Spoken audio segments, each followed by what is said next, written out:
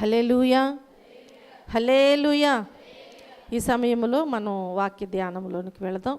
మన ప్రభువు మనలను ప్రేమించి మరి గడిచినటువంటి 20 కూడికలలో మనతో అనేకమైన విషయాలు మాట్లాడి ఉన్నారు. హల్లెలూయా. మరి ఎంతవరకు మీకు అర్థమవుతుందో నాకైతే తెలియదు, కానీ దేవుడు చాలా విషయాలలో మనల్ని హెచ్చరిస్తూ ఉంటున్నారు, మనకి నేర్పిస్తూ ఉంటున్నారు. అంటే మనం ఎలా ఉండాలి సంఘములో, సమాజములో, కుటుంబంలో, వ్యక్తిగత జీవిత విషయంలో, అన్ని విషయాలలో ఆత్మలో మనం ఎలా ఉండాలి, ఎలా ఎదగాలి, ఎలా జీవించాలి, ఎలా ప్రవర్తించాలి, ఇవన్నీ కూడా దేవుడు ఆయన వాక్యం ద్వారాగా మనతో మాట్లాడి మనకు నేర్పిస్తున్నారు, హెచ్చరిస్తున్నారు, బోధిస్తున్నారు, బలపరుస్తున్నారు. వాక్యాలు వింటున్నటువంటి మనము ఎక్కడ కూడా మరి అజాగ్రత్తగా ఉండకుండా, ఎందుకంటే అపవాది ఎవరిని మృంగుదునా అని గర్జించు సింహము వలె తిరుగులాడుచూ ఉంటాడు. అవునా? అది కరెక్టే కదా. నువ్వు ఎక్కడికి వెళ్ళి వస్తున్నావు ఏంటి అంటే ఏమంటున్నాడు? నేను భూమి మీద అటు ఇటు తిరిగి తిరిగి వస్తున్నాను అంటున్నాడు. ఎందుకు తిరుగుతాడు అంటే మనం దేవుని సన్నిధిలోనే ఉన్నాం, కానీ మనకు ఒక చిన్న కునికిపాటు వస్తుందా లేదా అనేది మన దగ్గరే ఉండి పరిశీలన చేస్తాడు. వాక్యం వినుకోకుండా ఏదో ఒక ఆటంకం, పిల్లల వైపు చూస్తామో, మాట్లాడుకోవటమో, నవ్వుకోవటమో, నిరాశతో ఉండటమో, చర్చికి వచ్చిన తర్వాత కూడా మనం కుటుంబంలో ఉన్న పరిస్థితులు జ్ఞాపకం చేసుకుంటూ అదే విషయంలో ఆలోచన చేస్తూ ఈ టైం అంతా గడిపేయటం, కొన్ని విషయాలు అన్నమాట జరిగిపోయినాయి జ్ఞాపకం చేసుకుంటూ, ఇట్లా మనం ఏం చేస్తాము అంటే దేవుని వాక్యం వినలేని స్థితిలో. ఇదంతా కూడా అపవాది ఏం చేస్తాడంటే ప్రేరేపణ కలుగు చేస్తాడు. ఎందుకని? వాక్యం వింటే మనం బలపడతాం కదా, వాక్యం వింటే బ్రతుకుతాం, దేవుణ్ణి ఆరాధిస్తాం. అది అపవాదికి ఇష్టం లేదు.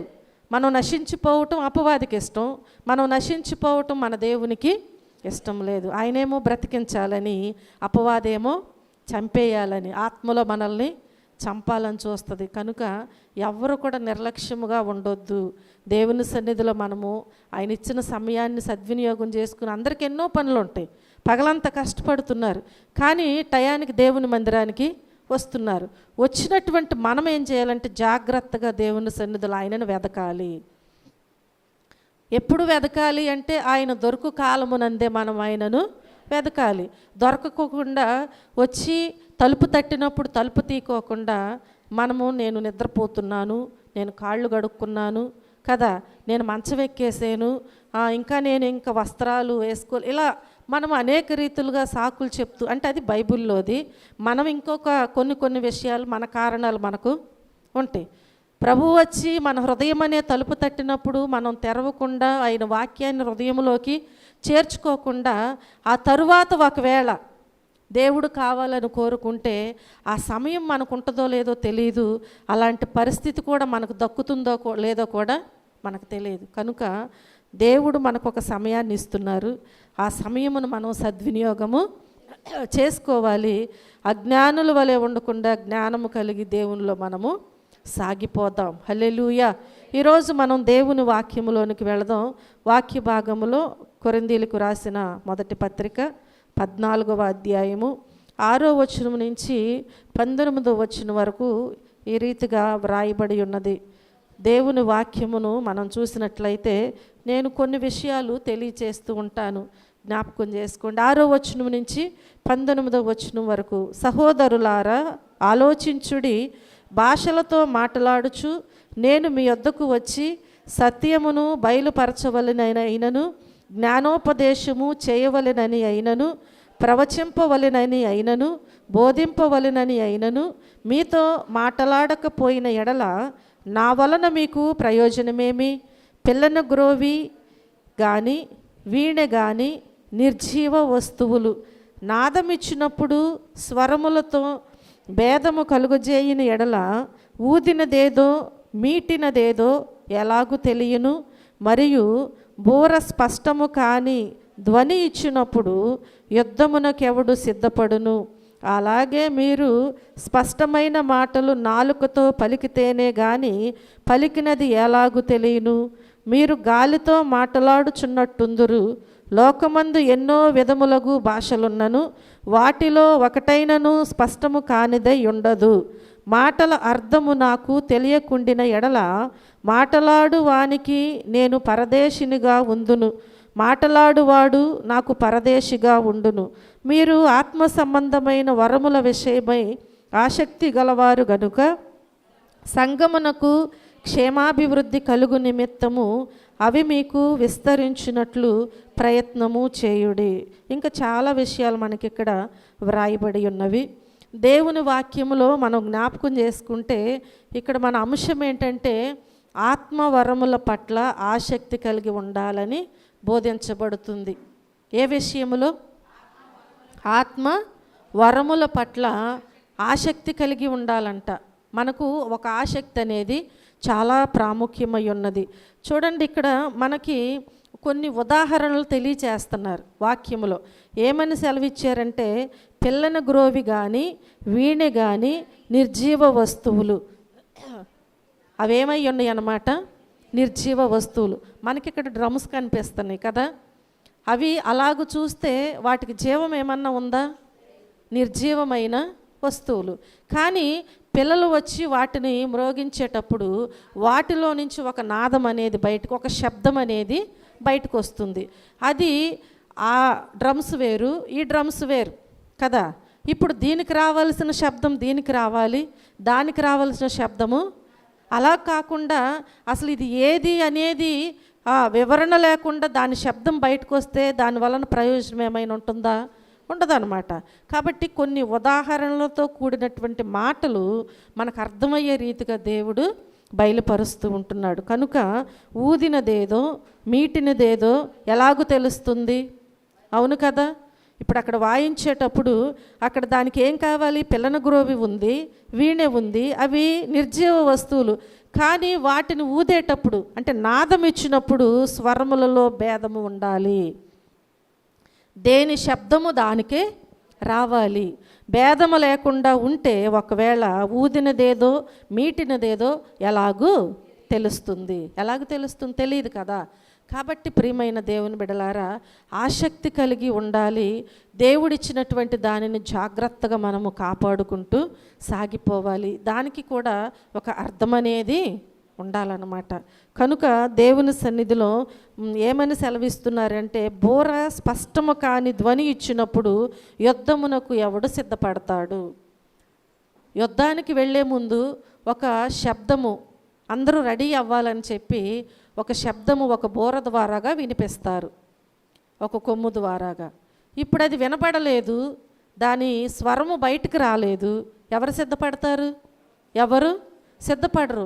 ఆ స్వరము బయటికి వస్తేనే సిద్ధపడతారంటే రెడీ అవుతారనమాట. ఇప్పుడు మనకి ఉదాహరణకి మనకేం చేస్తారు? మనకి ఈరోజు చర్చి ఉందని తెలియటానికి గంటలు ఆగుతారు.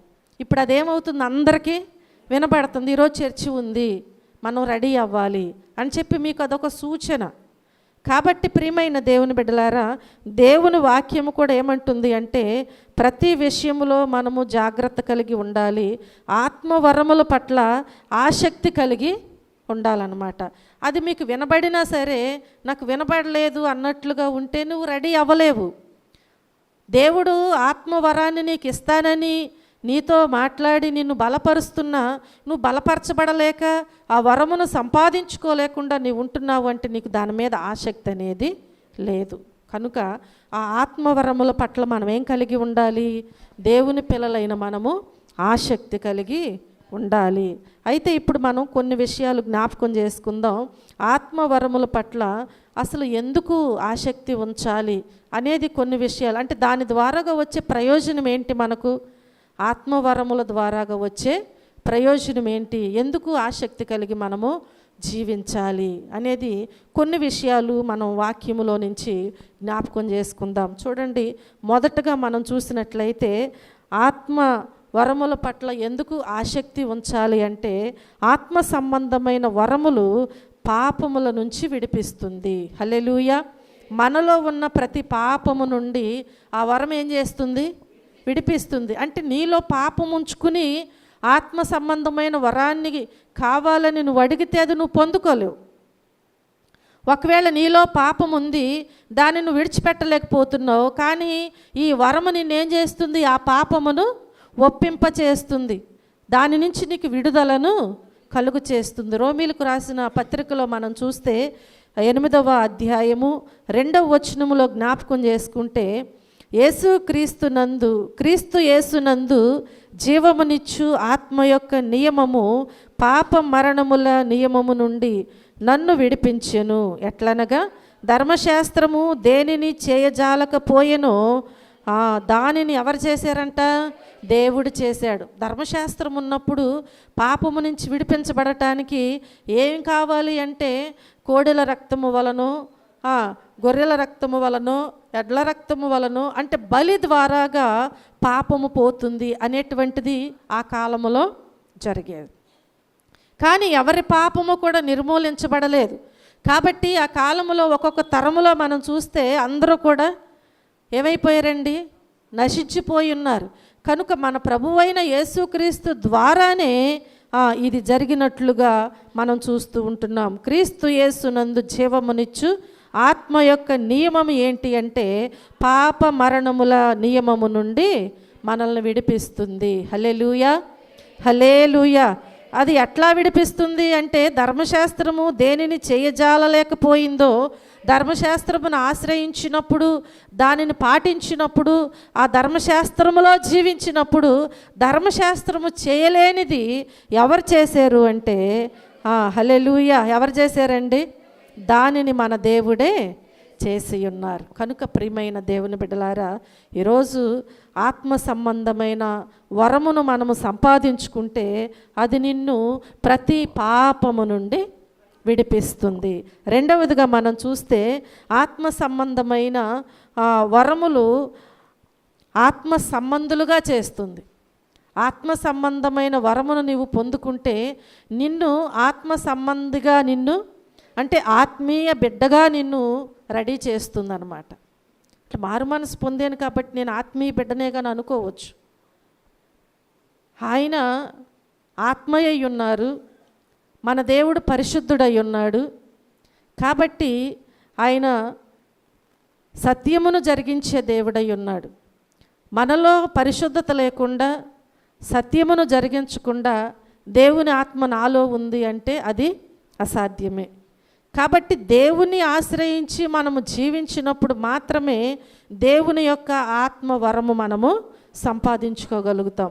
ఎప్పుడైతే ఆ ఆత్మ వరమును నీవు సంపాదించుకుంటావో నీ పాత జీవితాన్ని, నీ పాపము నుండి విడుదల పొందుతావు. కనుక అప్పుడు నీవు ఆత్మీయ బిడ్డగా దేవునిలో సాగిపోతూ ఉంటావు. హల్లెలూయా. ఆత్మీయ బిడ్డకు ఆత్మీయ తండ్రి యొక్క బాధలన్నీ తెలుస్తాయి. అవునా? చూడండి, యేసు ప్రభు వారు ఆయన బిడ్డలు ఆయన శ్రమ పొందుచున్నప్పుడు ఎంతగానో బాధపడి ఉన్నారు. అక్కడే ఉండి ఏడుస్తూ భయముతో ఒకవేళ చాటుగా ఆయనతో కలిసి వెళ్ళలేకపోయిన చాటుగా వెళ్ళుచున్న ఆ తరువాత దేవుని ప్రేమ, ఆయన ఆత్మ వరము వారిలో ఉంది కనుక మరణమైన నాకు నేను సిద్ధమే అని చెప్పి దేవుని పనిలో వారు బలవంతులుగా, నమ్మకస్తులుగా వారు సాగిపోయి ఉన్నారు. ఎందుకు అలాగూ దేవుని పని వారు చేసి ఉన్నారు అంటే దేవుని కృపను, దేవుని ప్రేమను, ఆయన యొక్క ఆ త్యాగమును అనేకులకు తెలియచేయటానికి వారు వాడబడి ఉన్నారు. హల్లెలూయా. అలా వాడబడటానికి కారణం ఏంటి అంటే వారు ఆత్మీయ బిడ్డలుగా ఉన్నారు. అంటే ఆత్మవరమును వారు పొందుకుని ఆత్మ సంబంధులుగా జీవించారు కనుక ఆత్మ సంబంధమైనటువంటి విషయాలను అనేకులకు వారు ప్రచురించటానికి ప్రయాసపడి ఉన్నారు. హల్లెలూయా. చూడండి, దేవుని వాక్యములో మనం చూస్తే 8వ అధ్యాయములోనే, రోమీలకు రాసిన పత్రిక 8వ అధ్యాయములో 5వ వచనములో మనం చూస్తే, శరీరానుసారులు శరీర విషయముల మీద మనస్సు నుంతురు, ఆత్మానుసారులు ఆత్మ విషయముల మీద మనస్సు నుంతురు. శరీరానుసారమైన మనస్సు మరణము, ఆత్మానుసారమైన మనస్సు జీవమును సమాధానమునై ఉన్నది. హల్లెలూయా. చూడండి, ఆత్మ సంబంధమైన వరములు ఆత్మ సంబంధులుగా చేస్తుంది. ఒకవేళ శరీరానుసారులుగా ఉంటే వారి మనసు ఎక్కడుంటుంది? శరీర విషయముల మీదే ఉంటుంది. నీవు ఒకవేళ ఆత్మానుసారముగా దేవుడిచ్చినటువంటి ఆత్మ వరమును నీవు సంపాదించుకుని జీవించినట్లయితే ఆత్మ విషయముల మీద నీవు మనస్సునుంచుతావు. హల్లెలూయా. నీవు ఆత్మీయ మనస్సును కలిగి జీవించినప్పుడు నీవేం చేస్తావంటే అనేకులను దేవుని యొద్దకు నడిపిస్తావు. ఆత్మీయ మనసు లేనప్పుడు ఏం చేస్తారండి? దేవుని యొద్దకు వచ్చేవారిని కూడా ఆటంకపరుస్తూ ఉంటారు. ఎందుకని? వారు శరీరానుసారులు, వారు శరీర విషయముల మీద మనసునుంచుతున్నారు. కాబట్టి ఇప్పుడు వీరు దేనికి ఆటంకంగా ఉంటారంటే ఆత్మానుసారులను బలపరచబడనీయకుండా ఆటంకంగా ఉంటారు. కనుక ప్రియమైన దేవుని బిడ్డలారా, ఎవరి మనస్సు దేని మీద ఉంటుందో ఆ రీతిగానే వారు జీవిస్తారు, ప్రవర్తిస్తారు. కనుక ఈరోజు మనము ఆత్మ సంబంధమైన వరమును సంపాదించుకుంటే మనము ఆత్మ సంబంధులుగా జీవిస్తాం. ఆత్మానుసారులుగా ఉండి ఆత్మానుసారమైన విషయముల మీదే మనము మనస్సునుంచుతాం. హల్లెలూయా. ఆత్మానుసారమైన మనస్సు నీలో ఉంది అంటే నీవు ఆత్మలో ఎదగాలి అంటే ఏం చేయాలనేది మొదట నీవు ఏం చేస్తావన్నమాట, ఆలోచిస్తావు. ఆ విషయముల మీద శ్రద్ధ కలిగి ఉంటావు. అలా జీవించటానికి ప్రయత్నం చేస్తావు, అలా జీవిస్తావు, అనేకులను ఆ మార్గంలోకి నడిపిస్తావు. అలాగే ఆత్మానుసారమైన మనస్సు నీకున్నప్పుడు అనేక విషయాలలో నీవు దేవుని పనిలో పాలిభాగస్తులు అవుతూ ఉంటారు. ఒకవేళ శరీరానుసారమైన మనసు ఉంటే దేవుని పనిలో సాగుతారంటే సాగలేరు వారు. కనుక ఈ రెండిటికి చాలా వ్యత్యాసం ఉందని చెప్పి దేవుని వాక్యం మనతో మాట్లాడుచూ ఉంటుంది. హల్లెలూయా. మూడవదిగా మనం చూస్తే ఆత్మ సంబంధమైన వాడు అన్నిటినీ వివేచిస్తూ ఉంటాడు. ఎవరు వివేచిస్తారండి? ఆత్మ సంబంధమైన వరము సంపాదించుకున్న వారు ఏం చేస్తారు అంటే అన్నిటినీ వివేచిస్తూ ఉంటారు. చూడండి, కొరింథీయులకు రాసిన మొదటి పత్రిక 2వ అధ్యాయము 15వ వచనములో మనం చూస్తే ఆత్మ సంబంధి అయిన వాడు అన్నిటినీ వివేచించును గాని అతడు ఎవని చేతనైనను వివేచింపబడడు. హల్లెలూయా. అర్థమైంది మీకు? ఎప్పుడైతే ఆత్మ సంబంధిగా జీవిస్తాడో, ఆత్మ సంబంధమైన వారుగా ఉంటారో వారు ఏం చేస్తారంట, వారిలో దేవుని యొక్క ఆత్మ ఉంది, వారు దేవుని సంబంధులుగా జీవిస్తున్నారు. కాబట్టి ఇప్పుడు వీరేం చేస్తారంటే దేవుడిచ్చినటువంటి ఆ వివేకముతో వారు అన్నిటినీ కూడా వివేచిస్తూ ఉంటారు. అంతేగాని అతడు ఎవని చేతనైనను వివేచింపబడడు.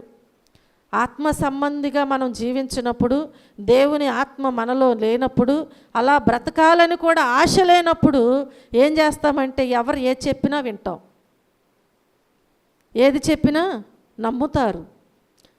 నీ కుటుంబాన్ని కూడా గలిబిలి చేయొచ్చు. నీ జీవితంలో అనేకమైనటువంటి ఆ శోధనలు వారి మాటల ద్వారాగా కలగవచ్చు. ఎందుకంటే ఎన్నో అనుమానాలు, ఎన్నో అపనమ్మకాలు వస్తూ ఉంటాయి. దాని ద్వారాగా ఎవరు ఏది చెప్పినా వింటే మన కుటుంబానికి మనం నష్టం తెచ్చుకుంటున్నాం. మన జీవితాలకు మనమే ఏం చేస్తున్నామంటే ఒక శోధనలకి, బాధలకి, గలిబిళ్ళకి మనమే రాసుకుంటూ ఉంటున్నాం. కాబట్టి దేవుడు మనకు జ్ఞానము కొదువుగా ఉంటే అడగమంటున్నారు. ఆయన జ్ఞానం ఇవ్వటానికి సిద్ధముగా ఉన్నారు. కనుక నీ కుటుంబాన్ని ఎలా కట్టుకోవాలి, నువ్వు ఎలా జీవించాలి, నీ బిడ్డలను ఎలా పెంచుకోవాలి, మాట విననప్పుడు, దారి తప్పినప్పుడు నువ్వు ఎలాగూ ప్రవర్తించాలి, అలాగే సంఘములో నువ్వు ఎలా ఉండాలి, దేవునిలో నువ్వు ఎలా ఎదగాలి, అన్ని విషయాలు కూడా నీకు బైబిల్ నేర్పిస్తూ ఉంటుంది. అంత జ్ఞానం ఎక్కడుందంటే ఎక్కడ లేదండి. ఎక్కడుంది? దేవుని వాక్యములోనే ఉంది. ఆయనే మనకు ఆ జ్ఞానమును అనుగ్రహించే దేవుడు. హల్లెలూయా. కాబట్టి ఒకవేళ నీకు ఆత్మ విషయంలో నీవు వెనుకబడి ఉంటే దేవుని ఆత్మ సంబంధిగా నీవు జీవించు, ఆయన తప్పకుండా నీకు వివేచించేటువంటి జ్ఞానమును ఇస్తారు. అప్పుడు నీవేం చేస్తావంటే నీ సొంత ఆలోచనలతో దేవుడిచ్చినటువంటి జ్ఞానముతో నీవు ముందుకి సాగిపోతూ ఉంటావు. ఎవరి మీద నువ్వు ఆధారపడవు. హల్లెలూయా. హల్లెలూయా. నాలుగవదిగా మనం జ్ఞాపకం చేసుకున్నట్లయితే దేవుని వాక్యములో మనం చూస్తే ఆత్మ సంబంధి దేవుని సంగతులను పరిశోధిస్తూ ఉంటాడు. ఆత్మ సంబంధి దేవుని సంగతులను పరిశోధిస్తాడు. అక్కడే 2వ అధ్యాయములోనే మనం చూస్తే 10వ వచనములో మనకైతే దేవుడు వాటిని తన ఆత్మ వలన బయలుపరచియున్నాడు, ఆ ఆత్మ అన్నిటినీ దేవుని మర్మములను కూడా పరిశోధించుచున్నాడు. హల్లెలూయా. మనకైతే అసాధ్యమే ఇవన్నీ. మనకైతే అసాధ్యమే, కానీ దేవుని వాక్యం ఏమంటుంది అంటే మనకేమని సెలవిస్తుంది అంటే మనకైతే దేవుడు వాటిని తన ఆత్మ వలన బయలుపరిచి ఉన్నాడు. ఎవరి ఆత్మ వలన? దేవుని ఆత్మ వలన మనకు సమస్తము కూడా ఏం చేస్తున్నారు? బయలుపరుస్తున్నారు. ఆ ఆత్మ అన్నిటినీ అంటే దేవుని మర్మములను కూడా పరిశోధించుచున్నాడు. హల్లెలూయా. దీనిని మనం పోగొట్టుకోవాలా, సంపాదించుకోవాలా? సంపాదించుకోవాలి. ఈ లోకములో మనం ఏదైనా కష్టపడి ఒక వస్తువు సంపాదించుకున్నామంటే దానిని జాగ్రత్తగా చూసుకుంటాం కదా, పిల్లలు పాడు చేయకుండా దాన్ని చాలా జాగ్రత్తగా చూసుకుంటాం. అలాగే అదైతే కొంతకాలమే ఉపయోగపడుతుంది, ఆ తర్వాత అది రిపేర్లు రావచ్చు, మళ్ళీ దాన్ని తీసేసి క్రొత్తది కొనుక్కోవలసి వస్తుంది. కానీ దేవుడిచ్చేటువంటి ఆత్మ వరములను మనం సంపాదించుకుంటే అది మనలో ఏం చేస్తుంది అంటే అనేకమైన వాటిని వివేచించటానికి, పరిశోధించటానికి అవి మనకు తోడ్పడుతూ ఉంటాయి. హల్లెలూయా. కనుక ఆ ఆత్మ ఇప్పుడు మనల్ని ఏం చేస్తుంది అంటే దేవుని మర్మములను కూడా పరిశోధించేటువంటి జ్ఞానమును మనకు అనుగ్రహిస్తూ ఉంటుంది. హల్లెలూయా. కనుక దానిని ఎప్పుడు కూడా మనము చేజార్చుకోవటానికి వీల్లేదు. మరొక విషయాన్ని మనం చూస్తే 5వదిగా ఆత్మ సంబంధమైన వరములు శరీర క్రియలు జయింపకుండా చేస్తుంది. ఏం చేస్తుందండి? ఆత్మ సంబంధమైన వరములు శరీర క్రియలు జయింపచేస్తుంది. చూడండి, గలతీలకు రాసినటువంటి పత్రిక 5వ అధ్యాయము 16వ వచనములో మనం చూస్తే, గలతీలకు రాసిన పత్రిక 5వ అధ్యాయము 16వ వచనాన్ని మనం జ్ఞాపకం చేసుకుంటే, నేను చెప్పునదేమనగా ఆత్మానుసారముగా నడుచుకొనుడి, అప్పుడు మీరు శరీరేచ్ఛను నెరవేర్చరు. శరీరము ఆత్మకును, ఆత్మ శరీరమునకును విరోధముగా అపేక్షిస్తుంది. ఇవి ఒకదానికొకటి వ్యతిరేకముగా ఉన్నవి గనుక మీరేవి చేయ నిశ్చయింతురో వాటిని చేయకుందురు. కాబట్టి దేవుని వాక్యం ఏమంటుంది అంటే మనం ఎప్పుడైతే ఆత్మ సంబంధమైన వరమును సంపాదించుకుంటామో అప్పుడంట శరీర క్రియలు చేయకుండా జాగ్రత్త పడినట్లుగా చేస్తుందంట. హల్లెలూయా. కాబట్టి ఇక్కడ దేవుని వాక్యం అంటుంది కదా, ఆత్మానుసారముగా నడుచుకోండి. ఎప్పుడైతే మీరు అలా నడుచుకుంటారో అప్పుడు మీరు శరీరేచ్ఛను నెరవేర్చరు. నెరవేర్చట్లేదంటే ఏంటి? శరీరాన్ని మీరు జయించి ఉన్నారు. హల్లెలూయా. దేన్ని జయించి ఉన్నారు? శరీరాన్ని జయించాలి మనం ఎప్పుడు కూడా.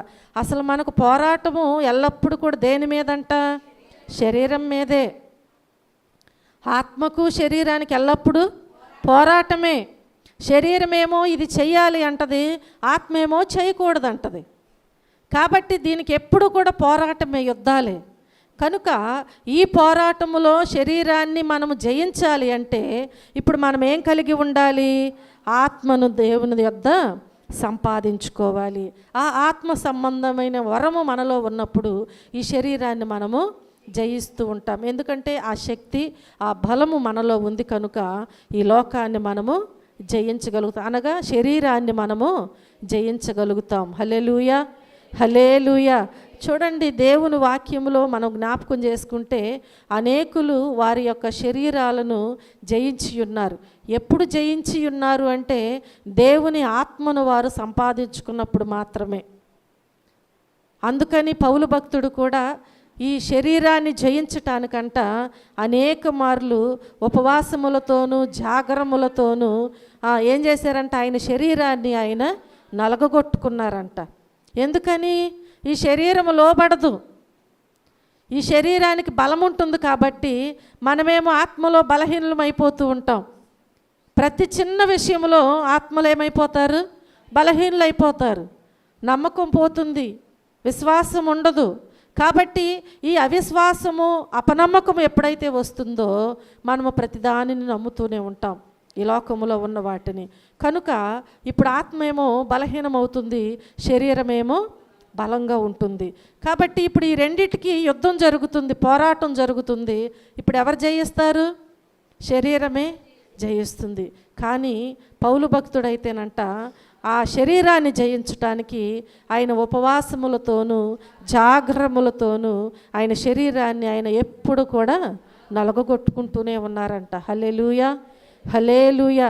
కాబట్టి మన శరీరాన్ని మనము జయించాలి అంటే ఆత్మవరము మనలో ఉండాలి. ఆత్మవరము మనలో ఉండాలి అంటే దేవునితో మనము సరి అయిన సహవాసము చేయాలి.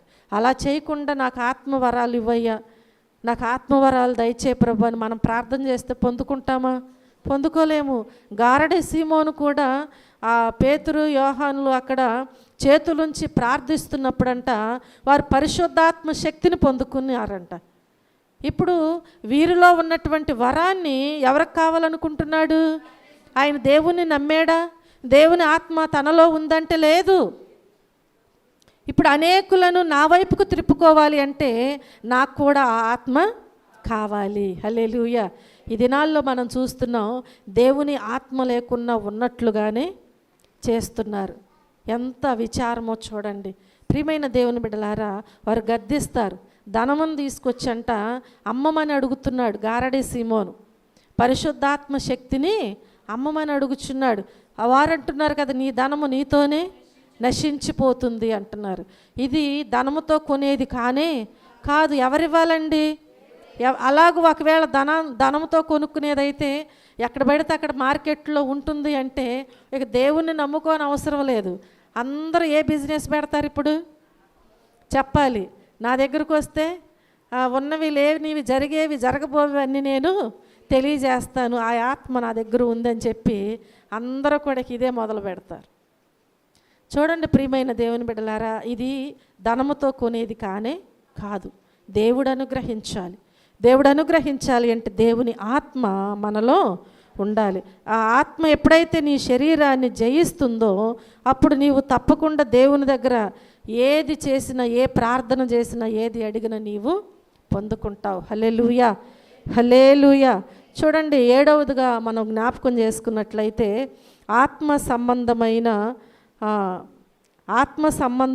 ఆత్మ వరములు కలిగినటువంటి వారు ఆత్మ సంబంధమైన ప్రతి ఆశీర్వాదాన్ని కూడా పొందుకుంటారు. ఆత్మ సంబంధమైన ప్రతి ఆశీర్వాదాన్ని వారు పొందుకుంటారు. చూడండి ఎఫెసీయులకు రాసిన పత్రిక 1వ అధ్యాయము 3వ వచనములో మనం చూస్తే, ఎఫెసీయులకు రాసిన పత్రిక 1వ అధ్యాయము 3వ వచనములో, మన ప్రభువైన యేసుక్రీస్తు యొక్క తండ్రియగు దేవుడు స్తుతింపబడునుగాక. ఆయన క్రీస్తునందు పరలోక విషయములలో ఆత్మ సంబంధమైన ప్రతి ఆశీర్వాదమును మనకు అనుగ్రహించెను. హల్లెలూయా. ఎవరి ద్వారాగా వచ్చిందంట? క్రీస్తునందు పరలోక విషయములలో ఆత్మ సంబంధమైన ప్రతి ఆశీర్వాదము మన దేవుడు మనకు అనుగ్రహించెను. ఎప్పుడైతే ఆత్మ వరములు కలిగి జీవిస్తావో ఆ ఆత్మ సంబంధమైన ప్రతి ఆశీర్వాదము నీవు పొందుకుంటావు. అవి ఎక్కడి నుంచి వస్తున్నాయి అంటే పరలోక సంబంధమైనవి. హల్లెలూయా. పరలోక విషయములలో ఆత్మ సంబంధమైన ప్రతి ఆశీర్వాదము నీవు పొందుకుంటూ ఉంటావు. కనుక ఆ ఆత్మ సంబంధమైన ఆశీర్వాదమును నీవు పొందుకోవాలి అంటే నీలో ఏముండాలి? ఆత్మవరము ఉండాలి. ఆత్మ సంబంధిగా నీవు జీవించాలి. అలా జీవించినప్పుడే దేవుని కృపను మనము పొందుకోగలుగుతాం. చూడండి, మనం జ్ఞాపకం చేసుకుంటే పాత నిబంధన గ్రంథములో మనకు తెలియచేయబడద్ది, సౌలు కంట దురాత్మ వచ్చిందంట. సౌలుకి ఏం కలిగింది? దురాత్మ వచ్చింది. ఆ దేవుని ఆత్మ ఏమో వెడలిపోయిందంట. దేవుని ఆత్మ ఎప్పుడు వెడలిపోతుంది? నీలోకి దురాత్మ వస్తే దేవుని ఆత్మ అక్కడ ఉండదు. అంటే శరీరానుసారముగా నీవు ప్రవర్తించి జీవించి ఆలోచిస్తూ శరీర క్రియలు జరిగిస్తూ ఉంటే దేవుని ఆత్మ నీలో వెడలిపోయిందంటే అంతకుముందు ఉన్నట్లే కదా. సౌలును దేవుడు ప్రేమించారు, ఒక రాజుగా చేసి ఉన్నారు, కానీ దేవుని ఆత్మను ఆయన పోగొట్టుకున్నట్లుగా మనం చూస్తున్నాం. కాబట్టి దేవుని ఆత్మ ఎప్పుడైతే వెడలిపోతుందో నీలోకి ఏమొస్తుంది? ఇప్పుడు దురాత్మ వస్తుంది. దేవుని ఆత్మ వెడలిపోయింది, ఇప్పుడు దురాత్మ వచ్చేసిందంట. మన క్రొత్త నిబంధనలో కూడా తెలియచేయబడద్దు. ఒక స్త్రీ తనకున్నటువంటి ఆ హృదయాన్ని అంట, లేదంటే ఆ ఇంటిని ఏం చేసిందంట, శుభ్రపరుచుకుందంట. ఏం చేసిందండి? శుభ్రపరుచుకుంది. దేవుని సన్నిధిలో నేను ఇంకా ఆ జీవితాన్ని జీవించకూడదు, శరీరానుసారముగా నేను ఉండకూడదు అని ఆలోచించుకుంది. దేవుని కృపను పొందుకోవాలి, ఆయన ఆత్మ సంబంధిగా నేను జీవించాలి, ఆత్మ వరములను నేను పొందుకోవాలి అని చెప్పి ఆలోచన చేసి శుభ్రపరుచుకుంది. కానీ దానిలోనికి దేవుణ్ణి పిలవలేదంట, దేవుణ్ణి ఆహ్వానించలేదు. చూడండి, మీరు జ్ఞాపకం చేసుకోండి, వెళ్ళిపోయినటువంటి పాపము మరలా తిరిగి వంగి చూస్తూనే ఉంటుంది. నువ్వు విడిచిపెట్టింది నిర్మూలన చేయకపోతే అదేం చేస్తుంది? నీవు అసలు ఎలా ఉన్నావు, ఎందుకంటే నీ పరిస్థితి అంతా తెలుసు కదా. తెలుసా లేదా? తెలుసు. వెళ్ళిపోయిందంట. వెళ్ళిపోయింది కొన్ని దినాల తర్వాత అంట, అసలు మా చుట్టం ఎలా ఉంది, మా మనిషి ఎలా ఉంది కదా, ఇప్పుడు వరకు కలిసి ఉంది కదా, ఎలా ఉందో ఒక్కసారి చూడాలనుకుని వచ్చి వంగి చూసిందంట. వంగి చూస్తే ఎలా ఉందండి? ఖాళీగా ఉందంట. ఖాళీగా ఉందంట. దేవుణ్ణి చేర్చుకోలేదు, ఆ హృదయంలోనికి దేవునికి స్థలం ఇవ్వలేదు, ఆత్మ సంబంధిగా జీవించట్లేదు. ఇప్పుడు చూసింది, అప్పుడైతేనేమో ఇరుకిరుగ్గా ఉందంట, ఒక్కదానికే ప్లేసు. ఇప్పుడంతా శుభ్రపరుచుకుంది కదా, ఇప్పుడు ఖాళీగా కనిపించింది. అయ్యో ఇంకా చాలామందిని తెచ్చుకోవచ్చు అని చెప్పి వెళ్ళిపోయంట. దానికంటే చెడ్డవైనటువంటి మరి 7 వెంట పెట్టుకుని వచ్చి ఆ ఇంట్లో నివాసము, ఆ హృదయంలో నివాసము చేస్తుంది. ఇప్పుడు తన పరిస్థితి ఏంటి? మొదటి కంటే ఇప్పుడు ఎలా ఉంది? చాలా ఘోరముగా ఉంది. అప్పుడు ఒకదాన్ని జయించటానికి ఎంతో టైం పట్టి ఉంటుంది, ఒక్క పాపాన్ని విడిచిపెట్టడానికి చాలా బాధపడి ఉంటారు. దావీదు భక్తుడు కూడా హెచ్చరించబడిన పాపమును విడిచిపెట్టడానికి తన ఎముకలు అదిరిపోయినాయి అంట. తన కన్నీటి చేతంట తన పరుపు తేలిపోయిందంట. దేని మీద? నీళ్ళ మీద కాదు, ఒక కాలువలోనో సముద్రంలోనో కాదు. ఎక్కడ తేలింది? కన్నీటి మీద తన పరుపు ఒక్క పాపం విషయంలో హెచ్చరించబడి అంతగా ప్రార్థన చేస్తేనే దేవుడు క్షమించి ఉన్నారే. ఇప్పుడు చూడండి, ఆ ఒక్కదానిని తీసివేసుకోవటానికి చాలా కష్టపడింది. కానీ ఇప్పుడు ఎన్ని వచ్చినాయి? 7 వచ్చినాయా? చెప్పాలి, ఎన్ని వచ్చినాయి? డౌట్. 7 వచ్చినాయా? 7ఏనా? 8 కాదా? దానికంటే మరి చెడ్డవైనటువంటి వాటిని ఎన్నిటిని తీసుకొచ్చింది అంటే దాంతో కలిపి ఎన్ని? 8 అండి. హల్లెలూయా. 8ఏనా? అంటే నేను కాక ఇంకేడుగురు అంటే ఎంతమంది? నాతో కలిపితే 8 మంది. 8 దురాత్మలు వచ్చినాయంటే 8 పాపాలు వచ్చేసినాయి అంట. అప్పుడైతే ఒక పాపమే, ఒక అబద్ధాలు ఆడతా గడిపుండి ఉంటుంది పాపం. కానీ ఇప్పుడు 8 పాపాలు అంటే అబద్ధాలు, మోసము, లేకపోతే ఇంకొకటి 8 వచ్చేసి పడిపోయిన తన జీవితంలోకి. ఇన్నిటిని తీసివేసుకుని ఆత్మ సంబంధంగా జీవించాలి అంటే ఎంత కష్టమో జ్ఞాపకం చేసుకోండి. కనుక ప్రియమైన దేవుని బిడ్డలారా, దేవుని వాక్యం ఏమని సెలవిస్తుంది అంటే, నీకు దేవుడంట ఆత్మ సంబంధమైనటువంటి జీవితం కలిగి జీవిస్తే తప్పకుండా దేవుడు నీకేమిస్తారంట? ఆత్మ సంబంధమైన ప్రతి ఆశీర్వాదమును దేవుడు నీకు అనుగ్రహిస్తారు. మరి దావీదుకు అనుగ్రహించారు కదా, ఎన్ని ఆశీర్వాదాలు ఇచ్చాడు చూడండి. ప్రియమైన దేవుని బిడ్డలారా, రాహాబ్ అనే వేశ్యను దేవుడు ఆశీర్వదించబట్టే కదా బైబిల్ గ్రంథంలో తన పేరు లిఖించబడింది. సమర స్త్రీని దేవుడు ఆశీర్వదిస్తేనే కదా ఊరి వారందరినీ కూడా దేవుని యొద్దకు నడిపించగలిగింది. కాబట్టి మనం జ్ఞాపకం చేసుకుంటే ఆత్మ సంబంధమైన జీవితము కలిగి నీవు జీవిస్తే నీకు తప్పకుండా దేవుడు ఏమిస్తారంట? ఆత్మ సంబంధమైనటువంటి ఆశీర్వాదములు నీకు దేవుడు అనుగ్రహిస్తారు. హల్లెలూయా. ఆ ఆశీర్వాదము కంటే నీ జీవితంలో మరి ఎక్కువైనది నీవు బ్రతికిన కాలములో ఈ లోకములో ఏది నీవు సంపాదించుకోలేవు. ఒకవేళ సంపాదించుకున్న దాని వలన నీకు క్షేమం ఉండదు, సుఖం ఉండదు, సమాధానము ఉండదు అసలు. దేవుడిచ్చే ఆశీర్వాదం అది చిన్నదైనా నీ జీవితాన్ని ఎంతో ఆశీర్వాదముతో నింపుతుంది. హల్లెలూయా. నెమ్మదిగా జీవించటానికి సహాయము చేస్తుంది. 7వదిగా మనం చూస్తే ఆత్మ సంబంధమైన వరములు జీవమనిస్తాయి. ఏమిస్తాయండి? ఆత్మ సంబంధమైన వరములు ఏమిస్తాయి? జీవమనిస్తాయి. రోమీలకు రాసిన పత్రిక 8వ అధ్యాయము 5-6 వచనాలను మనం చూస్తే, శరీరానుసారులు శరీర విషయముల మీద మనస్సునుంతురు, ఆత్మానుసారులు ఆత్మ విషయముల మీద మనస్సునుంతురు. శరీరానుసారమైన మనస్సు మరణము, ఆత్మానుసారమైన మనస్సు జీవమును సమాధానమునై ఉన్నది. హల్లెలూయా, హల్లెలూయా. ఒకవేళ శరీరానుసారమైన మనస్సు కలిగి మనము జీవిస్తే అది ఎక్కడికి దారి తీస్తుందంట? మరణానికి దారి తీస్తుంది. అంటే ఒకవేళ మరణించేది ఎప్పుడో కదా కాదు. మనం బ్రతికి ఉన్నాము, ఇప్పుడు సజీవంగా ఉన్నాం, కానీ మనము మృతులమే అంటున్నాడు దేవుడు.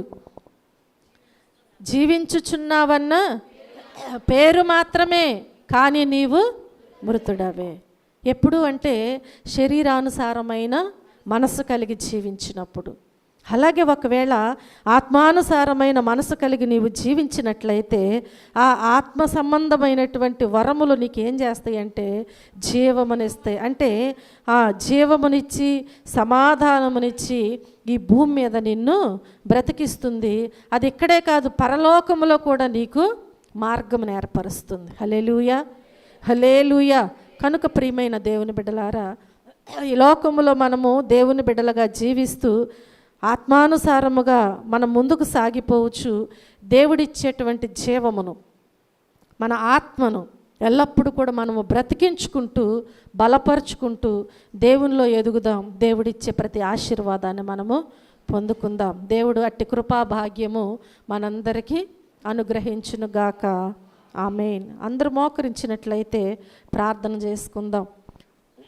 ఈ రాత్రికాల సమయంలో దేవుడు మనలను జ్ఞాపకం చేసుకుని ఆత్మానుసారముగా మనము జీవించాలి అని సెలవిచ్చినటువంటి దేవుడు ఆత్మవరముల పట్ల అసలు ఎందుకు ఆసక్తి కలిగి ఉండాలి అనే విషయాన్ని దేవుడు మనకు బోధించి ఉన్నారు. ఎందుకు మనము ఆసక్తి కలిగి ఉండాలి అంటే ఆ ఆత్మ సంబంధమైన వరము మనలను పాపము నుండి విడిపిస్తుంది. ఆ ఆత్మ సంబంధమైన వరము ఆత్మ సంబంధులుగా చేసి నడిపిస్తూ ఉంటుంది. ఆ ఆత్మ సంబంధమైన వరము ఆత్మ సంబంధులుగా చేయటమే కాదు, అన్నిటినీ వివేచించేటువంటి కృపను మనకు అనుగ్రహిస్తుంది. అలాగే ఆత్మ సంబంధమైన వాడు అన్నిటినీ వివేచిస్తాడు. ఆ సంగతులు, దేవుని సంగతులను పరిశోధిస్తాడు. శరీర క్రియలను జయింపగలుగుతాడు. అలాగే ఆత్మ సంబంధమైన ప్రతి ఆశీర్వాదమును పొందుతాడు. అలాగే జీవమును పొందుకుంటాడు. ఇంత భాగ్యమునిస్తున్నటువంటి దేవుని సన్నిధిలో ఆయనతో సహవాసం చేస్తున్నటువంటి మనము ఆత్మ సంబంధమైన వరముల పట్ల ఆసక్తి కలిగి జీవిద్దాం. దేవుని సన్నిధిలో ప్రార్థన చేద్దాం. దేవుడిచ్చే ఆత్మ సంబంధమైన వరములు మనము పొందుకోవాలి, సంపాదించుకోవాలి. మనలో ఉండాలి అంటే ముఖ్యముగా మనలో పాపం అనేది ఉండకూడదు. ఈ శరీరానుసారమైన మనస్సు మనలో ఉండకూడదు. అలాగే ఈ లోకములో ఉన్నటువంటి చెడుని మనలోనికి చేర్చుకోకూడదు. ఒకవేళ మనలో ఉన్నట్లయితే దానిని తీసివేసుకోవాలి. నీకు ఆసక్తి ఉన్నట్లయితే నేను ఆత్మ సంబంధిగా జీవించాలి, ఆత్మీయ వరములు నాకు కావాలి అని నువ్వు ఆసక్తితో దేవుని దగ్గర ప్రార్థించినట్లయితే తప్పకుండా దేవుని కృపను నీవు సంపాదించుకుంటావు. ప్రార్థన చేసుకుందాం. ప్రతి ఒక్కరూ కూడా ఆసక్తి కలిగి దేవుని దగ్గర ప్రార్థన చేయండి. ఎవరికి ఏ విధమైనటువంటి కృపను దేవుడు అనుగ్రహిస్తారో మనకు తెలియదు. ప్రవచించే వరములు దేవుడిస్తానంటున్నారు. ఆత్మ సంబంధమైన వరములను దేవుడు అనుగ్రహిస్తానంటున్నారు. కనుక దేవుని కృపను మనము సంపాదించుకోవాలి.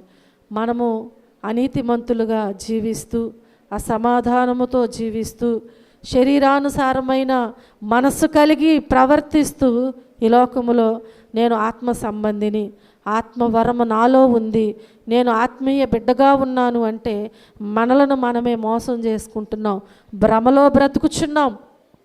దాని నుంచి మనం విడిపించబడాలి. దేవుని బిడ్డగా మనము ఎదగాలి. దేవుని కృపను మనము పొందుకోవాలి.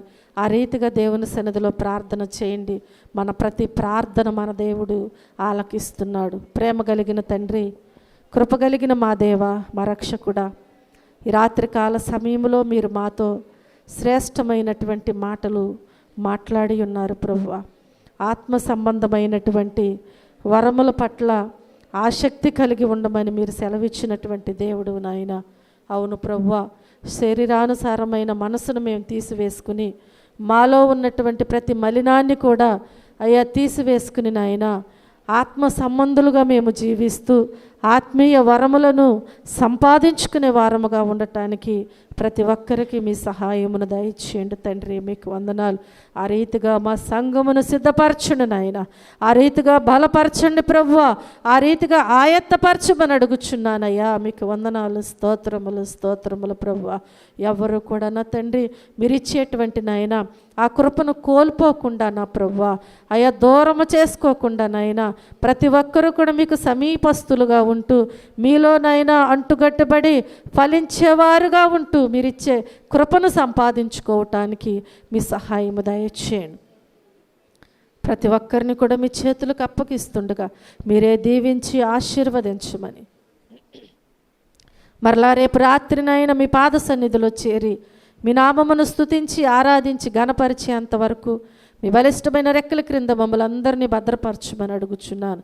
బిడ్డలు తిరిగి వెళ్ళుచుండగా క్షేమముగా తీసుకుని వెళ్ళి మీ కృపా సహాయము సమాధానమునైనా వారితో ఉండినట్లుగా అయ్యా ఈ రాత్రంతా మీ కృపా కాపుదల మాకందరికీ అనుగ్రహించమని అడుగుచున్నాను ప్రభువా.